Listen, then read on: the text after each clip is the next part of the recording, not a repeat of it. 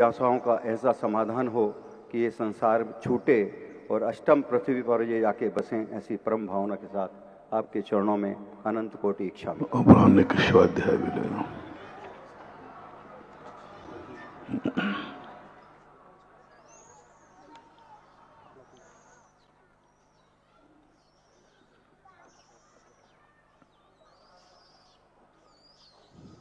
सभी श्रोतागण एवं जिज्ञासु पूज सभी को नमोस्तु करें।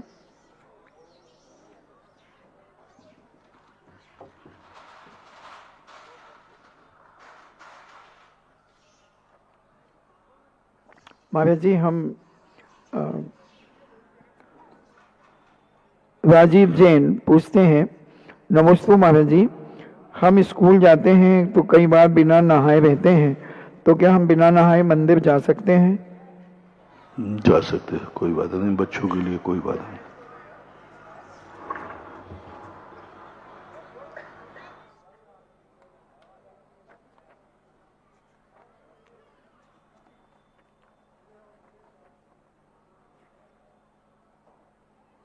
डॉक्टर मगन जैन आष्टा से पूछते हैं, परम पूज्य मेरे आराध्य गुरुदेव के चरणों में बारंबार नमोस्तु। महाराज जी, परोक्ष मति ज्ञान किसे कहते हैं और इसके क्रमशः दो भेद, साम व्यवहारिक प्रत्यक्ष और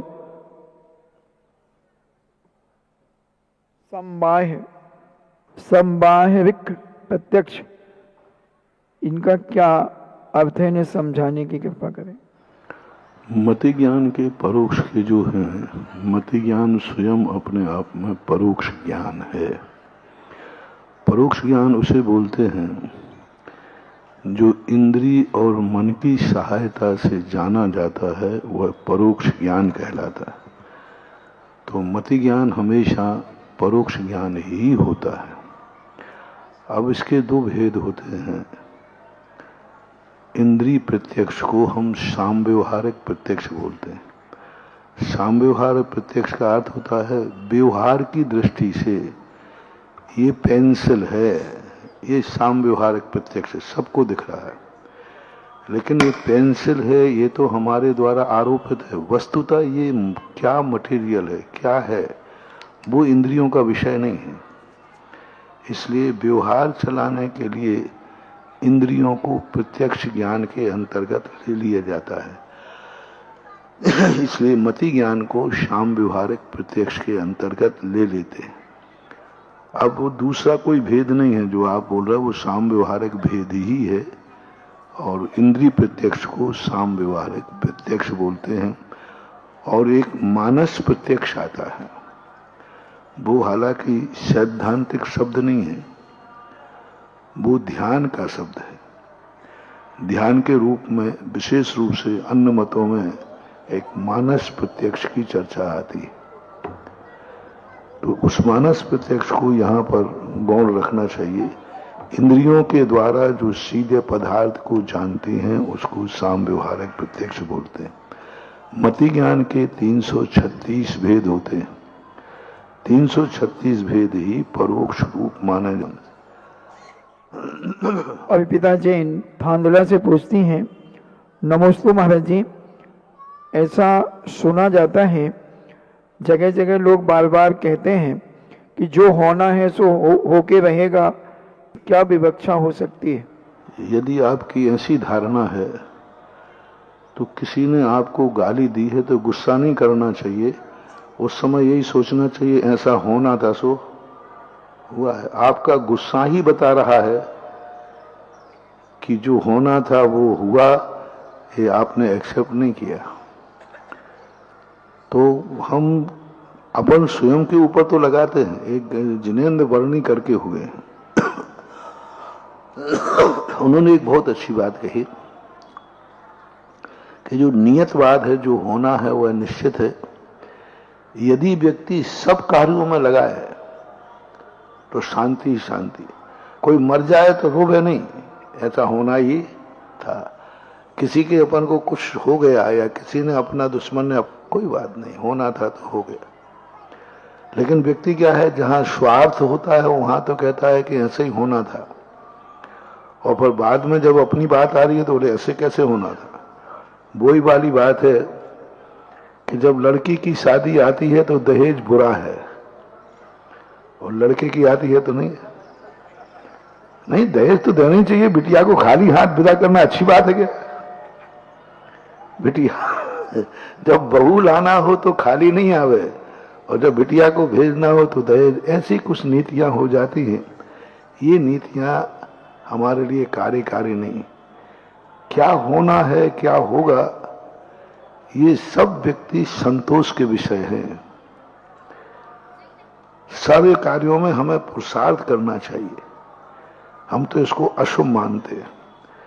किसी कार्य करने के पहले यदि ये आ जाए मेरे भाग्य में क्या लिखा है, जो होना सुनिश्चित है, इससे बड़ा अशुभ कुछ हो नहीं सकता। क्यों पढ़ते हो? जब होना होगा तो पास हो जाओगे। तो ये सारी बातें कोई मन में विचार करना चाहिए। फिर जो सारी सावधानी सेल पास खा के देख लो, क्या होना निश्चित है। हाँ, देख लो, यदि होना होगा तो मरोगे, नहीं होना होगा तो नहीं मरोगे। मत खाना, खाए को भी फालतू पदरे कर रहे हो। यही मान लो कि खा लोगे तो मर जाओगे और नहीं खा लोगे तो बच जाओगे। यही सबसे बड़ी नियत है। देशना जैन शिकोहाबाद से पूछती हैं, नमस्ते महाराज जी,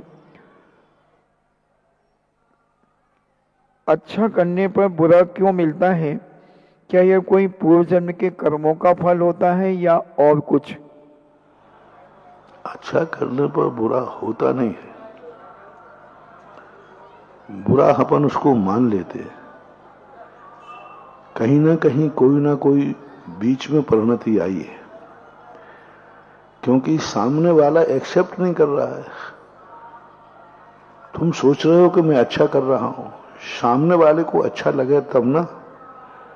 तुमने कितनी अच्छा किया हो, लेकिन जब तक वो अपने आप को अच्छा नहीं मानेगा तो आपने कैसे कह दिया कि आपने अच्छा किया है।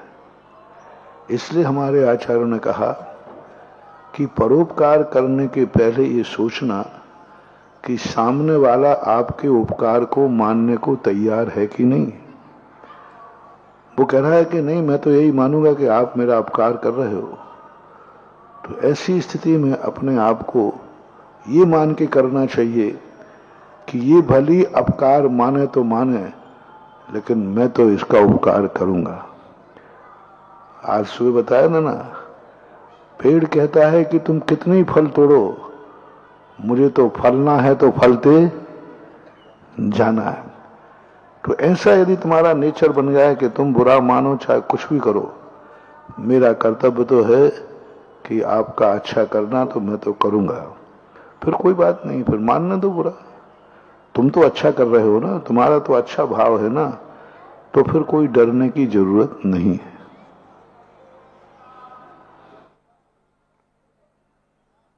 राजेंद्र जैन मेरठ से पूछते हैं, नमोस्तु गुरुदेव, सामायिक में मन को कैसे स्थिर करें और आनंद की अनुभूति के लिए क्या करें? गुरुदेव, सामायिक में हमें मृत्यु का भय ना लगे, और यदि शरीर में कितनी ही वेदना हो तो हमें अनुभव में ना आए, उसके लिए हमें क्या पुरुषार्थ करना चाहिए? सामायिक में मृत्यु का भय ना लगे, ये तो थोड़ा कठिन है। इतनी कर लो कि तुम्हारे द्वारा कोई मर न जाए। सामायिक में सबसे पहले तो सावध की निर्वृत्ति। सावध का अर्थ है हमारे द्वारा कोई डरे नहीं, हमारे द्वारा किसी की मौत ना हो जाए। इतने यदि तुमने विचार कर लिया तो कोई बात नहीं, अपनी मृत्यु से बचने डर रहे हो तो चला लेंगे, लेकिन हमारे द्वारा दूसरे की मौत ना हो जाए, इसकी सावधानी रखने का नाम सामायिक है। सामायिक इसलिए नहीं की जाती है कि हम बच जाएं, सामायिक इसलिए की जाती है कि हमारे द्वारा दूसरा न मर जाए। सावध की निवृत्ति का मुख्य उद्देश्य है एक आसन से क्यों बैठते हैं, जिससे हमारे द्वारा दूसरे जीव को नुकसान न पहुंचे। इसका उद्देश्य मूल सावध कहलाता है। कई बार सामायिक में संकट आते, वो एक सेठ की कहानी आती है कि सेठ सामायिक में बैठा, प्यास लगी तो सामायिक कारण मर गया, लेकिन उसने नियम नहीं तोड़ा। तो वहां पर हमें ये विचार करना है कि हमारे द्वारा मन से, वचन से, काय से दूसरे जीव का घात ना हो जाए, इसके लिए सामायिक की जाती है, मूल उद्देश्य। नूतन जैन दिल्ली से पूछती हैं, नमोस्तु महाराज जी, भगवती आराधना ग्रंथ के अनुसार संलेखना करने हेतु जीवन भर साधना, धर्म और तप किया जाता है। फिर भी कई बार ऐसा देखा जाता है कि एक दुर्जन अंत समय में सुमरण कैसे कर लेता है। ये तो क्या है, गोल्डन चांस है उसकी। उस समय इतनी अच्छी विशुद्धि बन जाती है कि वो एक अंतर मुहूर्त में भी उस नंबर को पा लेता है जिस नंबर पे जाना चाहिए। और कई लोग धीरे धीरे चलते हैं, नहीं पहुंच पाते। तो ये चीज उसके पुरुषार्थ के ऊपर है, उसका कितना कंसंट्रेशन बना है, उसकी कितनी एकाग्रता बनी है। कई लोगों का ऐसा हो जाता है, साल भर स्कूल गए, परीक्षा के दिन नहीं गए। और कई लोग हैं कि साल भर स्कूल नहीं गए लेकिन प्राइवेट फार्म भर करके परीक्षा दे दी, वो पास हो गया। तो ये सब चीजें उस अपन को, कारण की विशेषता यह नहीं है कि यह कार्य तुम्हें कितने काल में करना है। कार्य की विशेषता है कि तुम्हें इतने नंबर लाना है। अब वो नंबर एक दिन में ला पाए या 2 दिन में ला पाए या एक अंतर मुहूर्त में ला पाए। भरत चक्रवर्ती एक अंतर मुहूर्त में केवल ज्ञान प्राप्त कर गया। बाहुबली को 1 साल लग गया, ऋषभदेव को 1000 साल लगे। ऋषभदेव जैसे तीर्थंकर 6 महीने तक ध्यान में बैठे, केवल ज्ञान नहीं हुआ। 1000 वर्ष तक तप किया, केवल ज्ञान नहीं हुआ। बाहुबली 1 साल तक खड़े रहे। और भरत चक्रवर्ती कितने में केस लॉन्च किए और ध्यान में बैठा, चुटकी बजाते ही केवल ज्ञान हो गया। 1 दिन भी नहीं लगा। 1 दिन का 1 मुहूर्त केस लॉन्च से निर्मित हुए और ध्यान में बैठे, केवल ज्ञान प्राप्त कर लिया। तो हमारे लिए उस नंबर तक पहुंचना है।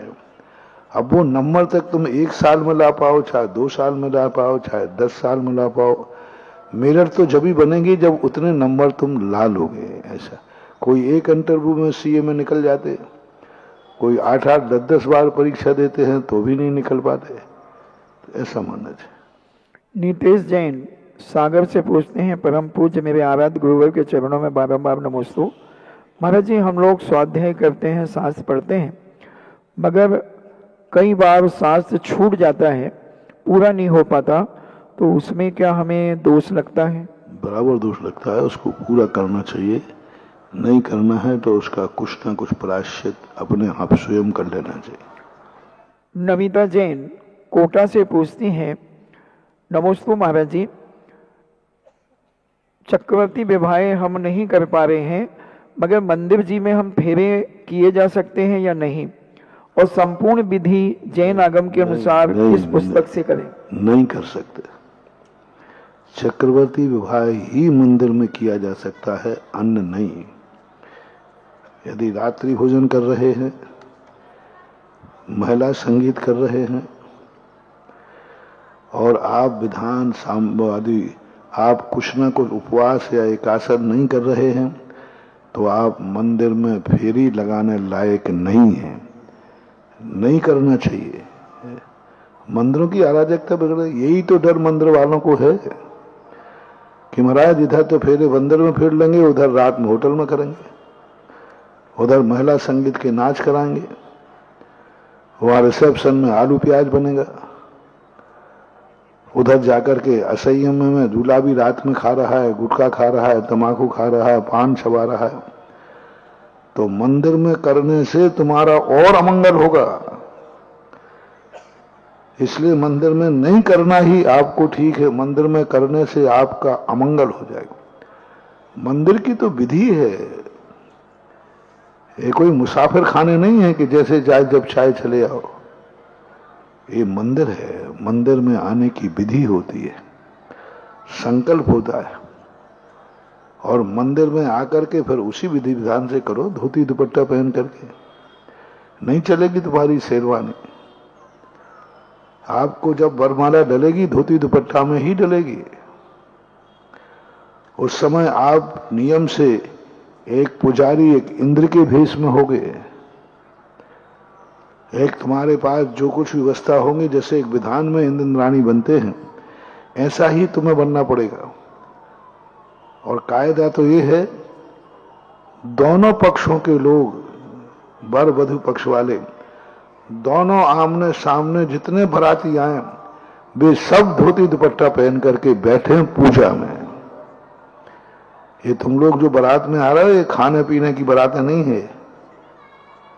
खा पी करके आ गए रिसेप्शन में। कई लोग तो कहते भाई वो रिसेप्शन में जाना पड़ेगा। नहीं, रिसेप्शन में जाओ या ना जाओ, पूजा में जरूर जाओ। सही बाराती वो है जो उनके साथ पूजा में बैठे। 300 400 लोग आते हैं, दोनों पक्षों के बैठे पूजा में। ऐसे लगना चाहिए जैसे कोई महाविधान हो रहा हो, और संकल्प पूर्वक करना चाहिए, बिल्कुल नहीं करना। कमेटियों से मेरा कहना है कि आप चक्रवर्ती के विवाह के जो नियम हैं, उन नियमों के अंतर्गत आना चाहिए। सबसे पहले नियम कि वो महिला संगीत नहीं करे, रात्रि भोजन नहीं करे, आलू प्याज नहीं बनावे, और दोनों वर वधू का उस दिन उपवास हो। उपवास नहीं है तो एकासन हो, एकासन नहीं है तो एक बार फलाहार पानी की छूट रखे। वह 24 घंटे सारे पान सुपारी कुछ भी नहीं खाएगा, बार बार जूठा मुंह नहीं करेगा, और अभिषेक करके गंधोदक शांति धारा करे, पूजन में बैठे, हवन करे, हवन के बाद उसकी प्रदक्षिणा देवे। और बाद में भी तुम चाहो कि महाराज हम कर लेंगे मंदिर में और बाद में जाके करेंगे, तो नहीं चलेगा, नहीं होगा। करना ही नहीं चाहिए, करने देना नहीं चाहिए।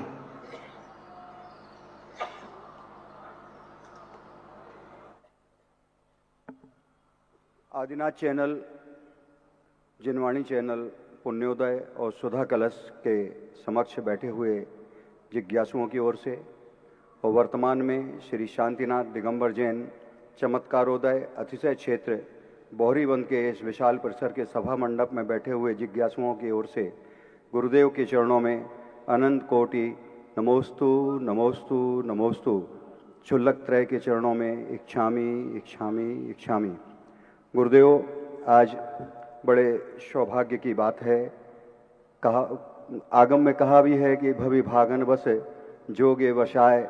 ऐसी आज कटारिया परिवार अपनी 50वीं शादी की सालगिरह मनाने के लिए कुंडलपुर जा रहे थे, और आपका प्रवास यहाँ चमत्कारोदय तीर्थ क्षेत्र पर था। उनकी भावना आपके दर्शन की हुई, और आपके चरण स्पर्श मात्र से, आपके आशीर्वाद मात्र से उनकी भावना बनी कि हम यहाँ चमत्कारोदय पे एक प्रतिमा पधरवाने के भाव रखते हैं, और आपसे आशीर्वाद लेके उनने अपने 50वीं शादी की सालगिरह को शाश्वत करने के भाव रखे, और उन्होंने इस विशाल परिसर में बनने वाले नए जिलानालय में एक पार्श्व भाग की प्रतिमा विराजमान करने का सौभाग्य प्राप्त किया है। सौभाग्य जी, राजेंद्र जी, रौनक रोहन आदि कटारिया परिवार अहमदाबाद, जोरदार तालियों के साथ हम उनके पुण्य की अनुमोदना करते हैं। गुरुदेव वो पुनः आपके दर्शन हेतु कल यहाँ बोहरीबंद में पुनः पधारेंगे। आज की शांतिधारा जिन्होंने ली है और शांतिनाथ भगवान के सांचे दरबार में शांतिधारा करने का सौभाग्य प्राप्त किया है गुरु सानिध्य में, 1,11,000 रुपये के माध्यम से नरेंद्र कुमार, तिलक कुमार, अंकुर, अंकित, भीलवाड़ा परिवार, 1,11,000 श्री कैलाश चंद सुबोध कुमार पहाड़ी, 55,000 श्री महावीर प्रसाद पदम कुमार कासलीवाल केकड़ी, 25,501 रुपये से प्रेमचंद महेंद्र कुमार कमल बड़जात्या केकड़ी, 25,000 के माध्यम से महावीर प्रसाद विपिन सचिन केकड़ी, और आज जिन्होंने नवदा भक्ति पूर्वक आहार दान देने का सौभाग्य प्राप्त किया है, उन्होंने 1,11,000 रुपये में एक आधारशिला रखने का सौभाग्य प्राप्त किया है। श्री प्रशांत कुमार भोलू बोहरीबंद आहार करने वाले दोनों भाइयों ने मिलकर ये घोषणा की है। और जिन्होंने पाद प्रक्षालन किया है, अभिषेक जैन और हथकुरी वाले जो परिवार है, उन्होंने भी 1,11,000 रुपये की राशि पाद प्रक्षालन के लिए, गुरुजी के पाद प्रक्षालन के दिए है। 1,11,000 रुपये की आधारशिला के लिए कैलाश राज की बेटी जो निर्मल प्रीति जबलपुर, इन्होंने 1,11,000 रुपये की आधारशिला रखने का सौभाग्य प्राप्त किया है। जोरदार तालियों के साथ हम इनके पुण्य की बहुत बहुत अनुमोदना करते हैं। और आगे की जिज्ञासा समाधान के लिए हमारे बीच में सांगानेर के शास्त्री अमित जी विराजमान हैं। मैं उन्हें आमंत्रित करता हूं, कृपया आएं और आगे का कार्यक्रम स्वानंद संपन्न कराएं।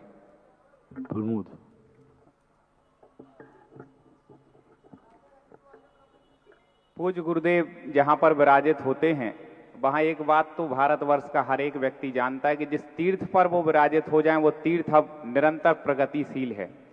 जैसा कि अभी आपके सामने बात रखी गई कि महाराज जी के दर्शन करने के लिए उपस्थित हुए, वो महाराज जी आपके भक्ति ऐसे, अहमदाबाद के एक भक्तनी मैंने देखा, अहमदाबाद की पूरी समाज महाराज जी की ऐसी भक्ति कि जब भी उनके यहाँ कोई मांगलिक होना हो तो वो जगत पूज्य के चरणों में आकर के अपना वो करते हैं। और जब 50वीं वर्षगांठ की बात आई तो कटारिया परिवार ने भाव बनाया कि हम जगत पूज्य के चरणों में उपस्थित होंगे। और कटारिया परिवार ही नहीं, इनके रिश्तेदार भी, समधी जी हैं माननीय पाटनी जी परिवार, वो भी बहुत वर्षों से जगत पूज्य के चरणों से जुड़ा हुआ है। आज पूरे विश्व पाटनी जी को एक अपना आदर्श दान के क्षेत्र में मानते हैं। तो ऐसे पूरे परिवार पूज्य गुरुदेव से जुड़े हुए आज उन्होंने जो भाव बनाए हैं, हम पूरे देश की समाज एक बार तालियां बजा करके उनके भावों की अनुमोदना करें, जो आज बहोरी वन क्षेत्र के लिए उन्होंने यहाँ पर भाव संजोए हैं। अब आज की जिज्ञासा के लिए प्रथम जिज्ञासा, एक डेट की घोषणा जब यहां से हुई 16 अप्रैल से 21 अप्रैल तक, तो उस क्षेत्र और आसपास के वासियों में खुशी की लहर नहीं दौड़ी, पूरे भारतवर्ष की जैन समाज में खुशी की लहर दौड़ गई। क्योंकि गोलाकोट एक ऐसा क्षेत्र है जहां क्षेत्रों का उसको राजा कहें, इतनी सुंदर व्यवस्था, वहां पर जो भी जाता है गोलाकोट क्षेत्र की तारीफ करता है। प्रथम जिज्ञासा वहां के माननीय यशस्वी अध्यक्ष गोलाकोट के, और साथ ही साथ वह गोलाकोट के अध्यक्ष नहीं है, देश की सबसे बड़ी जैन धर्म की प्रभावना करने वाली संस्था श्रमण संस्कृति संस्थान सांगानेर के भी अध्यक्ष पद को सुशोभित करते हैं रिटायर्ड आईपीएस अधिकारी डॉक्टर श्री एसके जैन साहब जी की प्रथम जिज्ञासा यहां पर होगी। जोरदार तालियां। देखें, इतने बड़े अधिकारी प्रशासनिक के सबसे श्रेष्ठ पद पर रिटायर्ड होकर के अब गुरु चरणों में समर्पित होकर के धर्म के लिए काम कर रहे हैं, ऐसे यशस्वी अध्यक्ष जी की जिज्ञासा होगी। इसके बाद जिज्ञासा के लिए तैयार रहें डॉक्टर पीसी जी जैन, संगम कॉलोनी जबलपुर से जो महामंत्री उपस्थित हुए हैं, उनकी जिज्ञासा होगी।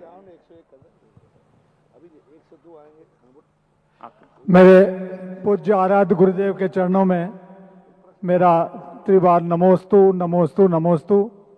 शूलत्रय के चरणों में इच्छामि इच्छामि इच्छामि।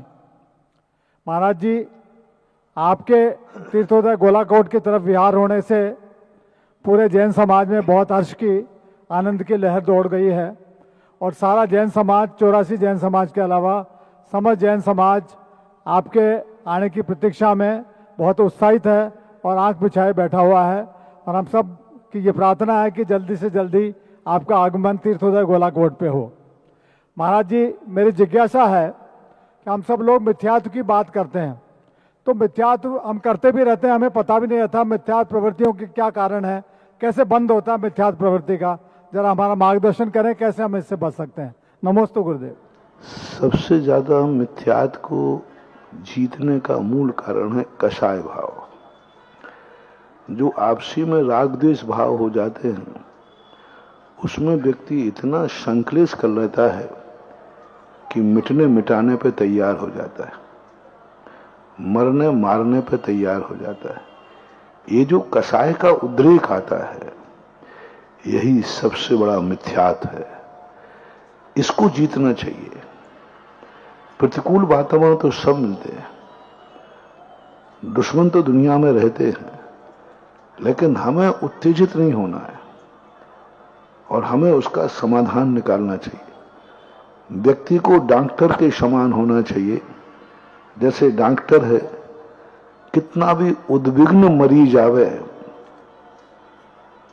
विधवा तधवा बकने वाला मरी जावे, सन्नीपात में हाथ पैर लाते मारने वाला भी मरी जावे, तो भी डॉक्टर सहिष्णु होता है।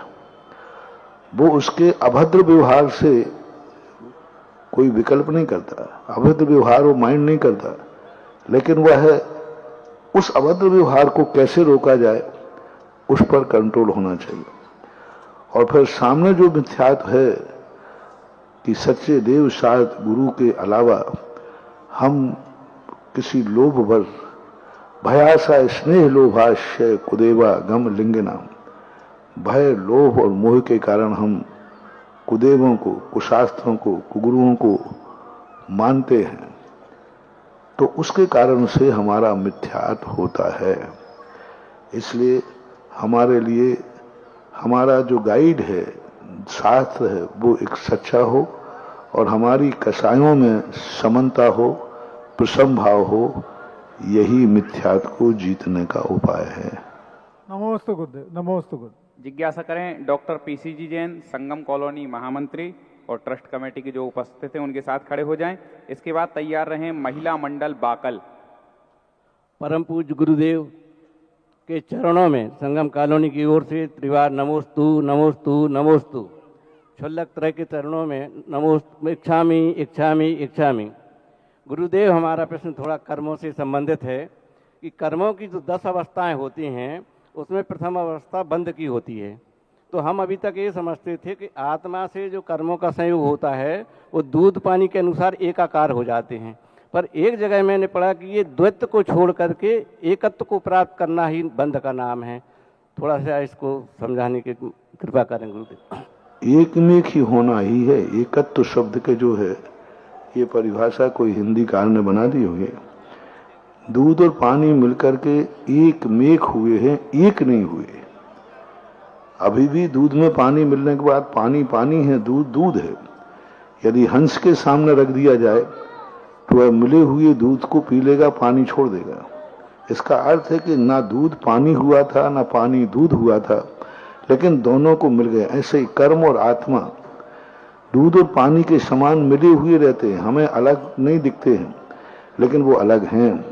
जिसके लिए कहा जाता है दुग्ध मध्य यथा घृतम, तिल मध्य यथा तैलम, पाषाणेषु यथा हेमो, देह मध्य यथा शिवम। पाषाणेषु यथा हेमो, जैसे पाषाण में सोना है, निकलता है, लेकिन सोना दिखता नहीं।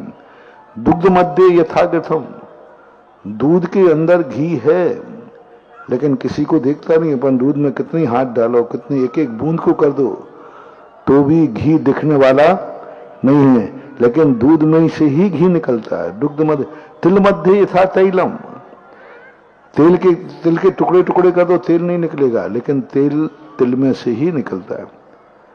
देह मध्य यथा शिवम, इसी प्रकार शरीर के अंदर भगवान आत्मा ब्रह्म स्वरूप सदा विराजमान होता है। अब डॉक्टर कहे कि मैंने तो शरीर को फाड़ करके टुकड़े टुकड़े करके देख लिया, कहीं वो ब्रह्म स्वरूप भगवान आत्मा नहीं दिखा। हाँ, तो वो दिखेगा भी नहीं। जैसे किसी ने कहा दूध को हमने एक एक बूंद करके देख लिया, कहीं घी नहीं दिखा, लेकिन उसी में से घी निकलता है। इसी प्रकार शरीर के टुकड़े टुकड़े करने पर हमें आत्मा नहीं दिखेगी, लेकिन आत्मा इसी शरीर के अंदर विद्यमान है। एक मेघ है, क्षीर नीरवत है। एकत्वपने को प्राप्त हो जाएगा तो बहुत बड़ा दोष आ जाएगा। अचेतन चेतन हो जाएगा, चेतन अचेतन हो जाएगा। ये ऐसा कभी होता नहीं है। जैन दर्शन इसको कथनचित भेद और अभेद की बात मानता है। जिज्ञासा करें महिला मंडल बाकल, और इसके बाद जिज्ञासा होगी प्रमोद कक्का जी की, जो कि कटनी से हमारे बीच में उपस्थित हैं। नमोस्तु गुरुदेव, नमोस्तु गुरुदेव, नमोस्तु गुरुदेव। इच्छामि महाराज जी, इच्छामि महाराज जी, इच्छामि महाराज जी। हमारा ये प्रश्न है, तीर्थंकर भगवान विहार करते हैं तो जमीन के ऊपर करते हैं, गगन विहारी होते हैं, तो उनके साथ जो श्रावक भी रहते हैं तो वो भी कैसे चलते हैं महाराज जी? सब देवों पुनीत माया होती है। देवता लोग इस ढंग से व्यवस्था करते हैं। भगवान 5000 धनुष ऊपर विराजते हैं, लेकिन अपन को गर्दन यूं नहीं करना पड़ती है। गर्दन वो बिल्कुल अपन को, जैसे अपन सामने बैठे हैं बराबर पर, जो आई डिस्टेंस होता है आई लेवल होता है उसी पे दिखते हैं, लेकिन हैं वो 5000 धनुष ऊपर। जैसे यहां अपन बैठे हैं, अब यही पोज जो है अब पूरे विश्व के अंदर लोग टीवी पर बैठे हुए देख रहे होंगे, क्योंकि लाइव में सब देख रही, सारी दुनिया देख रही है अभी। तो अपन लोग बैठे, आप नीचे बैठे, हम ऊपर बैठे, लेकिन टीवी में बैठ करके जो अभी ये जिज्ञासा समाधान सुन रहे हैं, विदेशों में, भारत में लाखों लोग सुन रहे हैं, तो क्या वो भी ऐसी गर्दन करके देख रहे होंगे? उनका तो टीवी जहां लगा होगा वहां दिख रहे। तो इसी प्रकार से वहां व्यवस्था होती है कि देवता लोग उसको इस ढंग से एंगल फिट करते हैं कि लोगों को नहीं चलता कि हम आकाश में विहार कर रहे हैं या जमीन में विहार कर रहे हैं। भगवान का बराबर पूरा समोषण उसी रूप में विचरण करता है, नीचे करे चाहे ऊपर करे, अनहोना नहीं लगता, लेकिन भगवान ऊपर ही विहार करते हैं, गगन विहारी होते हैं। जिज्ञासा कर रहे हैं जो कि आदर्श पंडित थे सभी पंडितों में, ऐसे पंडित जगन मोहन लाल जी के सुपुत्र श्री प्रमोद कक्का जी की जिज्ञासा होगी, जो कि अभी संचालन भी विगत दिनों आप सबने बहुत सुंदर सुना है और पूज्य गुरुदेव के अनन्य भक्त हैं। और इसके बाद जिज्ञासा के लिए तैयार रहे श्री पदम कुमार जी जैन, संगीतकार, कटनी। गुरुदेव के चरणों में चमत्कारोदय अतिशय क्षेत्र तीर्थ क्षेत्र बहुरीबंद का अनंत कोटि नमोस्तु नमोस्तु नमोस्तु। पूरी कमेटी आपके चरणों में नमोस्तु करके ये जानना चाहती है गुरुदेव कि आपने पूर्व में जब आए थे तो पूरी कमेटी को आदेश दिया कि यहाँ ये सब पूरा जितना कचरा है इसको अलग करके और भगवान की जगती बनाओ। आज जगती पूरी बन गई है, आगे मंदिर का स्वरूप क्या होगा, लोगों में अति जिज्ञासा है कि जगती तो दिखाई पड़ रही है, इसके ऊपर क्या होने वाला है, ये हम गुरुमुख से जानना चाहते हैं। गुरुदेव आपके चरणों में विनम्र अनुरोध है कि हमें उच्चासन विराजमान हो गया है तो आसन पर बैठने वाला भी आएगा। जगती हो गई है तो जगन्नाथ भी आएंगे, क्योंकि जगती बन गई। यहाँ का जो स्वरूप है वो एक ऐसा स्वरूप होना चाहिए, क्योंकि कुछ चीजें ऐसी हैं जो प्रसिद्धि को प्राप्त नहीं हो पाती हैं क्षेत्र के कारण, काल के कारण, भाव के कारण। द्रव्य, क्षेत्र, काल, भाव, इनकी विशेषता होती है। पहला अतिशय होता है वो वस्तु अतिशय के योग्य है कि नहीं। दूसरा अतिशय होता है कि वो किस निमित्त से विराजमान हुई है, कौन सा निमित्त वो। तीसरा कारण होता है किस क्षेत्र पर विराजमान हुई। क्षेत्र बदल देने से अतिशय बढ़ जाता है। जबलपुर का उदाहरण सबके सामने है। वही मूर्ति थी, एक ऐसे गलत स्थान पर बैठी थी। वह स्थान था जहां उसने अपना कभी प्रभाव नहीं दिखा पाया, एक सामान सैकड़ों वर्षों से।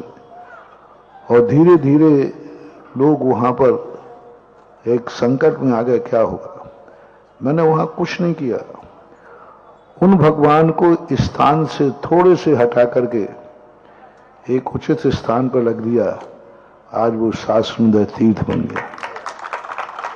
आपके सामने अभी तीर्थोदय तीर्थ क्षेत्र गोलाकोट वाले बैठे, वह धराशायी गोलाकोट जहां पर कांटों की बाढ़ थी, जहां चोर भी 3-3, 4-4 दिन मेहमान बन के आते थे, क्योंकि कोई वहां है ही नहीं, कुछ भी नहीं था। और कुछ शुरुआत कुछ भी नहीं की। जब मैं गया, साल में कोई एक आध बार कोई मेला लगा लेते थे।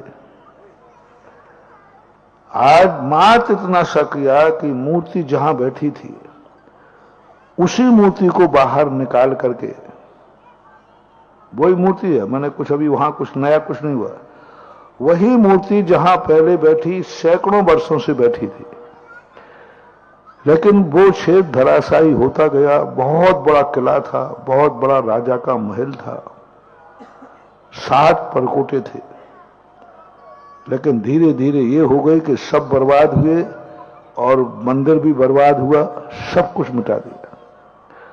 मात वहां मैंने स्थान को मात मूर्ति ने जब संकेत दिया कि तुम बाहर निकालो, फिर बाद में मेरा चमत्कार देखना। मैंने कहा ना, जब मैंने मूर्ति को छुआ तो मेरे मूर्ति ने हाथ फेंक दिए। मैंने जबरदस्ती पकड़ा उनको, और जब पकड़ा तो मेरे हाथों में ऐसे लाल हो गए जैसे खून, नसों में खून चढ़ गया हो, क्योंकि मैं छू रहा हूं, वो जैसे करंट जैसा फेंकती है। मैंने जोर से पकड़ के रखा, ऐसे जैसे मूर्ति बाहर निकलने को दौड़ रही है। मैंने कि भगवान नहीं निकल पाओगे, आप बहुत बड़े हो, दरवाजा बहुत छोटा है। पर मूर्ति कहती तुम निकाल के तो देखो। एक छोटे से दरवाजे से कल्पना करना, कोई क्रेन वहां जा नहीं सकती, ब्रेन ही जा सकता है, बस कुछ नहीं जा सकता, कुछ भी नहीं कर सकते। छोटा सा दरवाजा, उतनी बड़ी मूर्ति जैसे बनी तैसे निकाली, और जिस दिन से वो बाहर निकल के आई, जहां पर सब कुछ उजड़ गया था, मूर्ति उठने वाली थी, आज वहां पंच कल्याणक होने वाला है। आज वो अंतरराष्ट्रीय तीर्थ बन गया। मात स्थान बदलने का चमत्कार है, मात स्थान बदलने का चमत्कार है। और अब जो इसका स्थान बदला जाएगा, आप देखना, सारे तीर्थ क्षेत्रों में वह फाइट करेगा और आगे नंबर पाएगा। मात स्थान का अंतर है महानुभाव, मैंने कुछ नहीं किया। सांगानेर की यही स्थिति थी, मात भगवान को स्थान का आसन दिया। आज ये उदाहरण सामने, वही रूप बहोरी बंद चमत्कारोदय का होने वाला है। यह क्षेत्र भी कम नहीं है। मात उसको एक उचित स्थान, एक उचित व्यवस्था, जो मेरे पूज्य गुरुदेव ने भी समझी थी, और उत्तरा भी मुख उसका जो रूप है, एक कॉर्नर में है, गड्ढे में है। आज कुंडलपुर क्या हो गया? कुंडलपुर के बड़े बाबा गड्ढे में थे। आज चल रही थी जय जय नाथ परम गुरु होए, आरती चल रही थी, लेकिन आज उसका भी लोगों के मन में बहुत विकल्प हुए, लेकिन लोग समझते नहीं हैं। लोगों के व्यक्तिगत स्वार्थ होते हैं, वे धर्म की तरफ नहीं सोच सकते। लोग व्यक्तिगत स्वार्थों के कारण से धर्म का नाश कर देंगे, लेकिन व्यक्तिगत स्वार्थ, ऐसे लोगों का विनाश होता है जो अपने व्यक्तिगत स्वार्थों के कारण, व्यक्तिगत मोह के कारण से धर्म का विकास रुके तो रुक जाए, लेकिन हमारा स्वार्थ होना चाहिए। ऐसे लोगों की बर्बादी होती है। वे कभी ऊपर नहीं उठ पाएंगे, क्योंकि वे विघ्न जो डालते हैं, वे अपना कोई ना कोई निजी स्वार्थ होता है, उनकी कोई अहमियत होती है, उनका कोई ईगो पॉइंट होता है, उनका कोई मोह होता है। इस कारण से भी विघ्न डालते हैं, धर्म बढ़े या ना बढ़े। लेकिन ऐसे लोग धीरे धीरे मिट जाते हैं, और क्योंकि उन्होंने बहुत बड़ा कार्य किया कि उन्होंने धर्म कार्य में स्वार्थ के कारण को डाला। लेकिन हम साधु संत लोग धर्म की तरफ देखते हैं। आचार्य जी ने दुनिया की तरफ नहीं देख करके कुंडलपुर की तरफ देखा, बड़े बाबा की तरफ देखा। सारी दुनिया एक तरफ खड़ी रही और बड़े बाबा को उच्चासन दे दिया। बोलो आज कुंडलपुर कहां पहुंच गया? आज कुंडलपुर का मंदिर, भारत में जैनियों के पास ऐसा दूसरा मंदिर नहीं है। किसकी देन है? किसकी हिम्मत की बात है? और जो विरोध करने वाले हैं वे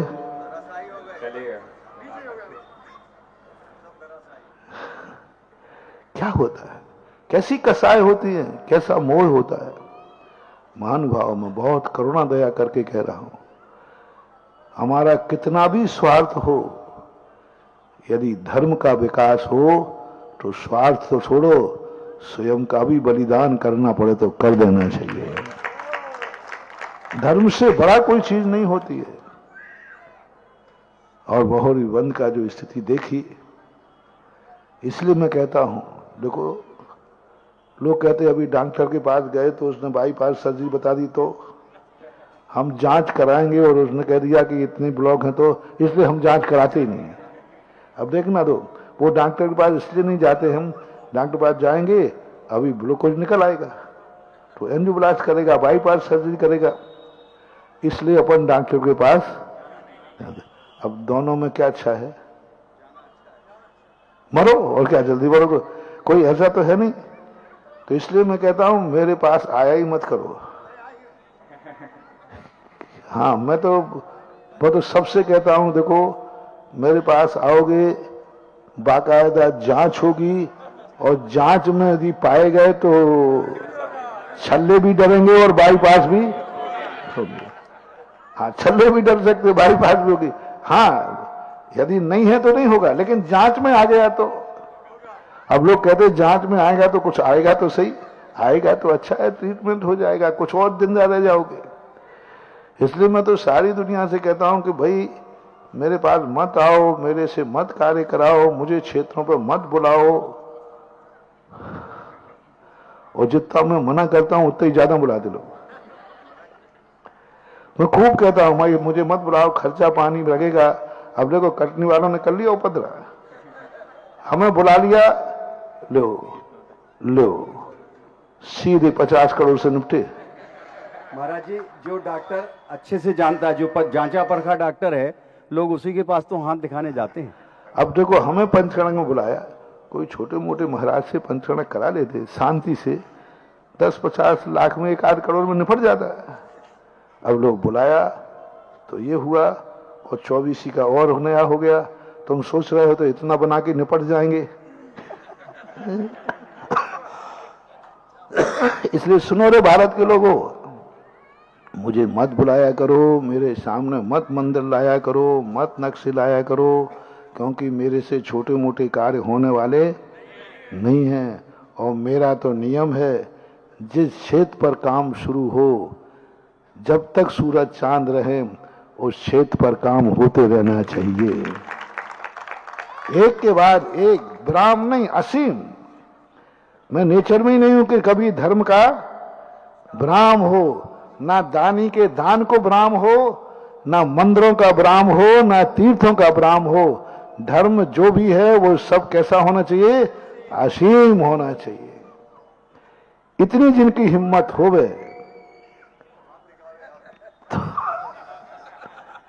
अब बहौरीबंद वाले एक बार गए, फिर पहुंच गए। मैंने तो बुलाया नहीं था। मैं किसी को बुलाता नहीं हूं, किसी को बुला करके श्रद्धा से जो आए उसे समय देने में मजा आता है। बुलाने की आदत मुझे नहीं है। जो सौभाग्य मान के हंसता है, जो सौभाग्य मान के हंसता है, उसे जन्नत दे देता हूं। गुदगुदा के हंसाने की मेरी आदत नहीं है। जो सौभाग्य मान के हंसता है उसे मैं जन्नत दे देता हूं। गुदगुदा के हंसाने में मेरी आदत नहीं है। इसलिए फिर आ गए लोग, फिर उपद्रव कर लिए लोग। अब जो यहां का स्वरूप आने वाला है, लेकिन पता नहीं क्या, एक बार हमारी दवाई खा ले तो वो अब यहां का स्वरूप बनेगा। और देखो तुम लोग भी कम होशियार नहीं हो, बनिया और सैंपल खूब भरे हैं। जो क्षेत्र मैंने लिया, आज वो क्षेत्र, हर क्षेत्र आकाश को छू रहा है। आज कटनी का क्षेत्र बन के आया। कोई ये नहीं कह रहा है कि पैसा बर्बाद हुआ है। हर व्यक्ति जाके ये कह रहा है और भाग्य है जो ऐसा तीर्थ बना है। हर व्यक्ति जो देखो वही आकर एक ही बात सुना, महाराज जी क्या तीर्थ बना, क्या रूप बना। तो ये मेरा नेचर है कि किसी क्षेत्र को छुआ है, खंडहर को इंद्रप्रस्थ बनाना मेरी कुंडली में लिखा है। खंडप्रस्थ को इंद्रप्रस्थ बनाना। तो बहौरीबंद का भी बन हुआ था। अब यहां बहौरीबंद में एक बहुत बड़े बीच में पद्मासन मूर्ति बैठेगी। कुंडलपुर के बड़े बाबा के शायद बराबर हो, बड़ी भी हो सकती है। बहुत बड़े, और हो सकता है बहुत जल्दी तुम्हें उसके दर्शन भी हो जाए, हो सकता है। देखो, और दूसरा, आजू बाजू दो खड्गासन स्वरूप जो विराजमान होंगे और दोनों खड्गासन का रूप बनेगा। अब उन खड्गासनों के रूप में जो बनेगा कम से कम 12-13 फुट अपने शांतिनाथ भगवान की बराबरी की, उतने कम से कम बराबरी का रूप होगा। तो उसके लिए भी पहला तो मूल वो जो बड़े भगवान बैठेंगे पद्मासन, क्योंकि पद्मासन का एक रूप अलग होता है। समोषण में पद्मासन मुद्राओं का एक विशेष महत्व होता है, विशेष स्वरूप होता है। तो वह क्षेत्र के विकास के हित को ध्यान में रखते हुए, और कुंडल पर तो बड़े बाबा पद्मासन में है ही। अब इनको कौन बैठा लेगा? बड़े बाबा तो आ जाएंगे, ये तो बहुत जल्दी ताली बजा दी, हाँ अरे महाराज आ जाएंगे, हम लोगों को दर्शन होंगे। पहले लाओ तो सही, दर्शन कौन कराएगा? किसके यहां बारात आएगी? दूल्हा ये तो बताओ, महाराज दूल्हा बताओ फिर सेट करेंगे। अरे भाई भगवान आएंगे, पहले कौन लाएगा, कौन बैठा लेगा? कौन है ऐसा पुण्यात्मा जो इतनी विशाल बड़े बाबा से भी बड़ी मूर्ति को विराजमान करेगा यहां? उसके लिए आप लोग विचार करें, और 1 मिनट आपको दिया जाता है, फिर आगे विचार करना। फिर हम एक एक आइटम बताते जाएंगे। आज ओपनिंग कर रहा हूं, हर माल को डिस्प्ले कर रहा हूं, डिस्प्ले किए देता हूं, फिर आपको जब ऑर्डर देना हो तो। और आज यदि ऑर्डर दोगे तो तुरंत डिस्प्ले और तुरंत ऑर्डर, उसकी तो कोई होड़ नहीं रहती। कल पता नहीं तुम्हें मिलेगा या नहीं मिलेगा, कोई भरोसा नहीं है। इसलिए डिस्प्ले करते ही यदि तुम आ गए ठीक है, और किसी में 1 में 2 कंपटीशन होगा तो फिर तो बोली लगाना ही पड़ेगी। ऐसा चलो बोलो। बोलिए देवाय देव श्री शांतिनाथ भगवान की। बंधुओं देखिएगा, हमें मौका मिला है इन संतों के चरण जहाँ पढ़ते हैं, आपने देखा ही होगा। ये डॉक्टर ऐसे कि खा लेता है तो फिर उसे दूसरे डॉक्टर की दवाई सूट ही नहीं करती, क्योंकि कितनी अच्छी दवाई हो, दवाई विश्वास पर चलती है। दवाई तो वो ही होती है जो दवाई विश्वास पर चले। तो जिन्हें मूलनायक भगवान विराजमान करना है, विशाल पद्मासन के भगवान होंगे। और अगर बहुत जल्दी तुम चाहोगे तो हो सकता है, महाराज जी ने कह दिया कि दर्शन भी हो सकते हैं। ये तुम्हारा पुण्य है कि तुम कितने जल्दी करते हो। ऐसे मूलनायक को जिनको विराजमान करना है, 511 कलश में अपना नाम दे करके जीवन में अपने बुजुर्गों का नाम अजर अमर कर सकते हो, क्योंकि वो मूल ऐसा स्थान होगा जहाँ पर पद्मासन शांतिनाथ भगवान के बराबर के शांतिनाथ ही भगवान होंगे। ये पावन सौभाग्य तुम्हें मिलेगा। तो इतनी विशाल काय के भगवान रखने का पावन अवसर जिनको अर्जित करना हो, अपना नाम स्वेच्छा से देंगे। और जो भारत वर्ष में जहाँ के लोग भी सुन रहे हो, वहाँ के लोग भी अपना नाम भेज सकते हैं, क्योंकि आज लॉन्चिंग वाला प्रोग्राम है, अभी फाइनल वाला नहीं। और बाहर से यदि 1 से अधिक नाम आ गए तो फिर दोनों में कॉम्पिटिशन भी हो सकता है, क्योंकि महाराज जी पारदर्शिता रखते हैं। कोई ये नहीं कह सकता है कि महाराज जी ने कमरे में सेट कर दिया, कमरे में नहीं होगा। जो काम होगा ओपन होगा, क्योंकि जब शोरूम खुला है तो फिर चोरी छिपे कोई काम होने वाला नहीं है। जिनको अपनी भावना प्रकट करना है भेज सकते हैं। ये मौका मिला है। मूल स्थान पर पद्मासन विशाल काय के भगवान होंगे, जो देवाय देव श्री शांतिनाथ भगवान होंगे। दोनों तरफ 2 खड्गासन मूर्तियां होंगी, दोनों तरफ 12-12 फीट की। मैं बेदी भी उसकी होगी, बीच के भगवान भी बेदी उसकी, मूर्ति उसकी, पूरा बेदी मूर्ति गर्भालय सब उसका होगा। और बाजू में जो खड्गासन होंगे वो भी बेदी मूर्ति उसकी होगी।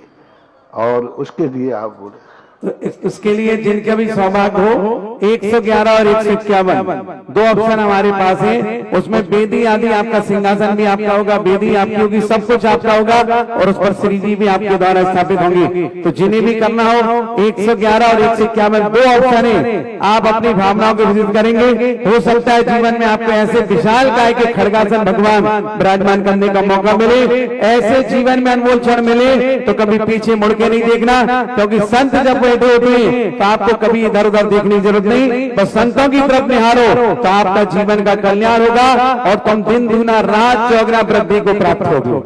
ये कार्य तो ये क्वालिटी के लोगों के लिए था, बड़ा माल था। एक कैटेगरी। हाँ, हो सकता है कल तक शायद पूरा हो जाए।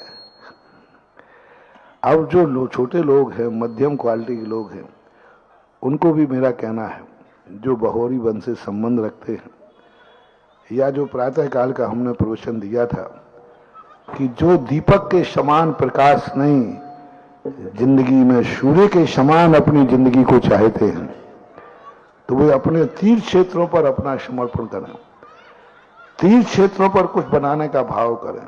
मंदिरों में तो कर ही लेते हैं, हो ही जाता है, वो तो हमारा स्वार्थ होता है दर्शन, वो तो अपने लिए बनाया जाता है मंदिर। लेकिन तीर्थों पे जो बनाया जाता है वो अपने लिए नहीं बनाया जाता, सारे जगत के लिए बनाया जाता है। आज प्रातः काल का बड़ी छोटा सा प्रवचन था, लेकिन बहुत मार्मिक था, बहुत समझने लायक का। तीर्थ और मंदिर में क्या अंतर होता है? तीर्थ जो है सारे जगत के लिए बनाए जाते हैं, उसमें व्यक्ति का स्वार्थ नहीं रहता है, उसमें ये भाव आता है बनाऊंगा मैं और लाभ सारी दुनिया लेगी। मूर्ति में बैठा लूंगा लेकिन उसका सारी दुनिया का अधिकार होगा।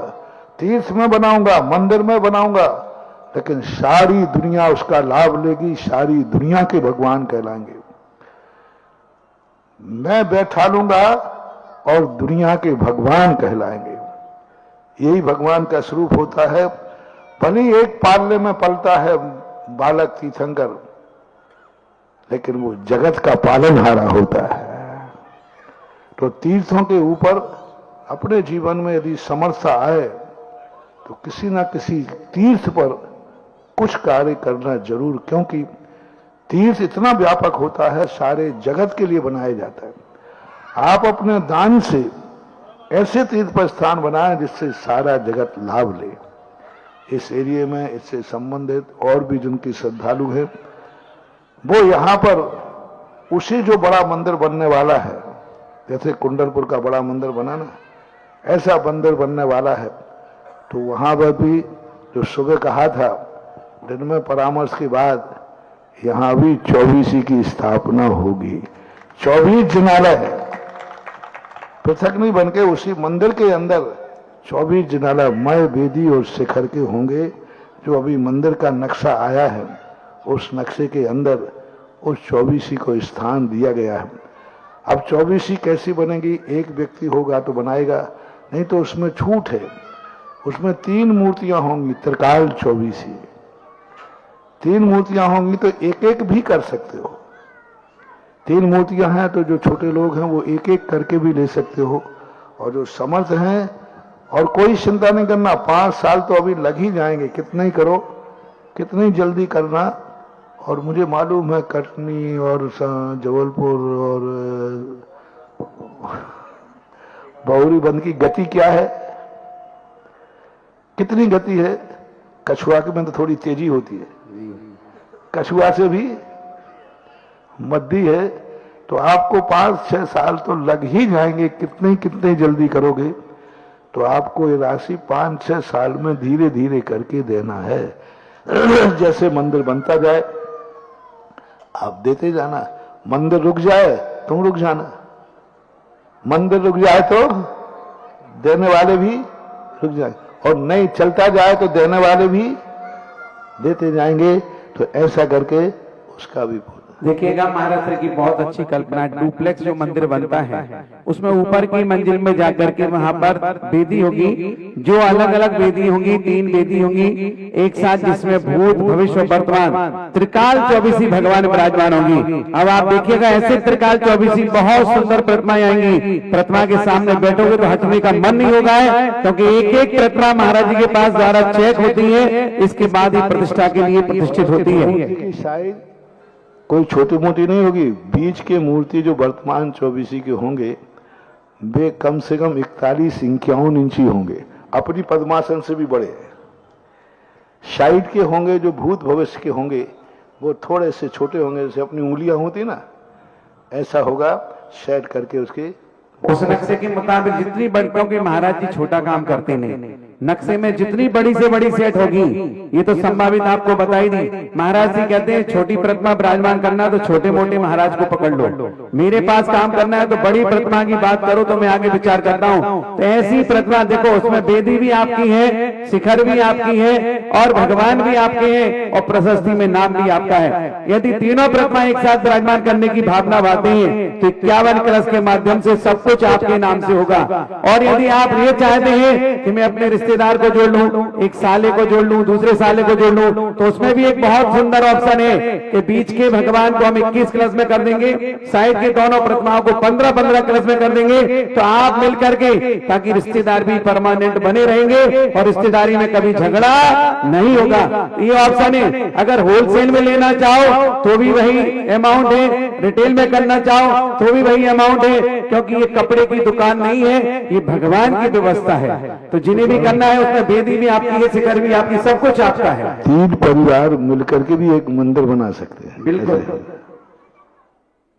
तो 3 परिवार मिले, एक परिवार मिले, जैसी आपकी सुविधा हो। ये इसलिए छोटा छोटा बता दिया कि मान लो कोई छोटे लोग हैं वो भी जुड़ सकते हैं। और ये राशि कितनी बढ़िया बात बता दी महाराज जी ने कि मंदिर धीरे धीरे बनता जाएगा, तुम भी अपनी राशि धीरे धीरे देते जाना, कुछ नहीं करना। दुकानदार को एक सबसे अच्छा तरीका है, एक गुल्लक बना के रख लेना और पूरे अमाउंट को भाग देके पर डे के उतने रुपए डालते जाना, तुम्हें पता ही नहीं चलेगा मंदिर कब बन गया, प्रतिमा कब विराजमान हो गई। इससे ज्यादा सुंदर गुल्लक और क्या होगी। बच्चों से सीखो, कई बच्चे गुल्लक का पैसा जोड़ते हैं और महाराज जी के चरणों में आप कहते हैं महाराज जी मैं छेद को देना चाहता हूं। अब बच्चे के पापा तो फिर और इजीली कर सकते हैं, कोई बाधा ही नहीं।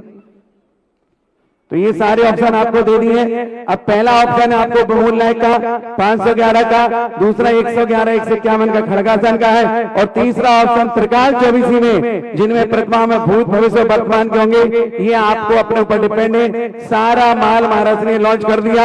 आगे क्या क्या लॉन्च होगा मैं नहीं कह सकता हूं, क्योंकि महाराज जी रोज जब सामायिक करते हैं, चिंतन करते हैं, तो उनकी कल्पना में पूरा स्वर्ग से सुंदर नजारा ऊपर से होता है। फिर अगले दिन फिर आज जिनको सगुन उठाना हो तो आज अपनी शुरुआत कर सकते हैं। हाँ, आज दस्तूर कर सकते हैं। प्री लॉन्चिंग में सबसे पहला ग्राहक कौन होगा, तो सबसे पहले बड़ा करे, छोटा करे, मझोला करे, सारे ऑप्शन हमारे हाथ में हैं। बनो बनाओ है, मानस बनाने का है। मन बना ले, मानस बनाना नहीं, काल करंते आज कर, आज करंते अब है। काय को मानस बनाना, कोई गलत कार्य थोड़ी है। में करो सबसे पहला काम, अच्छा कार्य है, अपना क्षेत्र है, अपने भगवान है, अपने महाराज हैं, अपना धर्म है और अपना धन है। सब भी अपने ही है, तो क्या बात है। शुरुआत के सगुन होना है और जगत पूज के सानिध्य का एक खजाना खुला है। यहाँ तो लूटने वालों की जैसे अभी घोषणा हुई है, अब जब फोन आने चालू होंगे तो लूटने वालों की होड़ मचेगी। लेकिन शुरुआत में पुण्य कौन कमाएंगे, वो यदि यहाँ उपस्थित में से कोई भाई आचार्य श्री का सबसे प्रिय क्षेत्र है। महाराज श्री आचार्य श्री हमेशा गर्मी में आते थे, क्योंकि जैसे ही दिन में गर्म रहता है रात को बिल्कुल शिमला की तरह ठंडा हो जाता है। ये बावरी बंद की विशेषता है। मैं आचार्य श्री की भावना पूरी कर रहा हूँ। आचार्य श्री के ही भाव थे कि यहाँ का मंदिर उत्तर मुखी होना चाहिए। गुरु की भावना थी तो शिष्य पूरा करने के लिए तैयार हैं। अब आप बताइए, हम आचार्य श्री के भक्त हैं और शिष्यों के भी भक्त हैं, तो ऐसी योजना में कम से कम आज एक ऐसा मंगल दस्तूर होना चाहिए ताकि लोगों में मैसेज जाए कि हाँ कम से कम उदाहरण दिया तो सबसे पहला मंगलाचरण भी हाथों हाथ हो गया। आचार्य श्री को ये सूचना दी, अभी भी दिया था जब कुंडलपुर में थे, और उसके बाद जब आचार्य श्री को बताया था तो आचार्य श्री इतने खुश हुए। अच्छा बहुरी बंद का हो गया, मैंने कि हाँ हमने सबको बैठा करके ऐसा ऐसा किया। तो आचार्य ने बहुत अच्छा। आचार्य श्री बहुत खुश हुए थे, क्योंकि उसी समय इसका अपन शिलान्यास तो कर ही चुके थे। चलिए शायद आया कोई मंगलाचरण में नाम। कक्का क्या कह रहे हैं, बोलो जल्दी आओ।